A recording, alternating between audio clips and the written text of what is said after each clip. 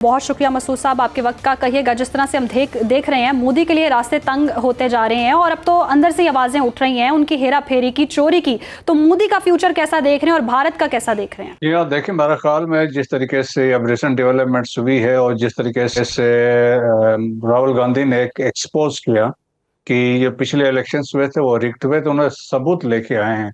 और अभी वहां पे देखे कि उनका एक चैनल है, उन्होंने एक इन्वेस्टिगेशंस की थी, उन्होंने ये साबित किया कि बरेली में जो इलेक्शंस हुए थे, उन्होंने कहा उसमें उन्होंने कोशिश की थी वहां से राहुल गांधी को हराने के, लेकिन वो ऐसा नहीं कर सके। लेकिन 2019 में अमेठी से उन्होंने उनको हरा दिया था।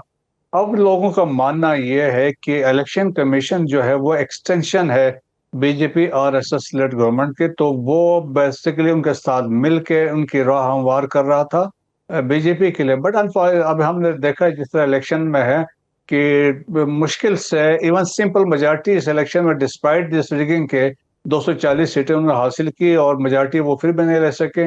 अब तो इंटायर गवर्नमेंट डिपेंडेंट है दो पार्टियों पर। एक साउथ की पार्टी है तेलुगु देशम पार्टी है, और एक नॉर्थ की पार्टी है जनता दल यूनाइटेड, जिन पे टोटल ये डिपेंड करते हैं।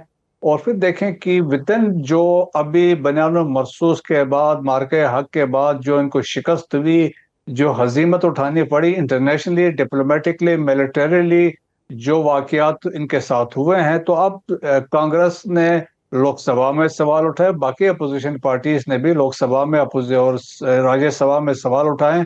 और उन्होंने पूछा कि भाई आप सबूत दें, अगर आप कहते हैं कि आपने कुछ तीर मारा है, आपने जहाज गिराए हैं, तो सबूत दें। लेकिन उन्होंने कहा फिर ये भी है कि सीज फायर के लिए आप भागे भागे अमेरिका गए हैं, और प्रेसिडेंट ट्रम्प ने 35 दफा कह दिया कि सीज फायर मैंने कराया, 5 जहाज आपके गिरे हैं। और उन्होंने, राहुल गांधी ने तो ये डिमांड किया था कि जी आप फिर कह दें कि ट्रम्प झूठ बोल रहा है। सो इंडिया के अंदर बड़ा प्रेशर बिल्ड हुआ है, मोदी के लिए बड़ा मुश्किलात है। विदिन पार्टी में देखे आरएसएस के जो हेड हैं मोहन भगवत, उन्होंने कहा कि मोदी को स्टेप डाउन करना चाहिए, ही इज ऑलमोस्ट 75। और उसके बाद उन्होंने कहा हमारी जो है पॉलिसी नहीं है कि 75 के बाद वो should be leading the Indian government को जो है, तो वो भी मसाइल हैं। तो दिस इज, मैं जितने ये वाकयात हुए हैं पिछले 3-4 महीनों में, सो मैं तो ये कहता हूँ this is the end of the beginning of Modi सरकार। अच्छा ब्रिगेडियर साहब, ये बताइए, अभी बिहार के इलेक्शंस की बात हो रही है और अगर पॉपुलेशन के लिहाज से देखा जाए तो बिहार चौथी बड़ी रियासत है भारत की और बड़े इंपॉर्टेंट इलेक्शंस हैं ये, ख़ासतौर पर मोदी सरकार के लिए। तो अब हम देख रहे हैं कि जो सियासी जमातें हैं वो एहतजाज भी कर रही हैं, वोटर लिस्टों में घपला जो है वो सामने आ गया, पता चला 1 लाख जो वोटर्स हैं उनके नाम ही वहाँ से गायब हो गए हैं।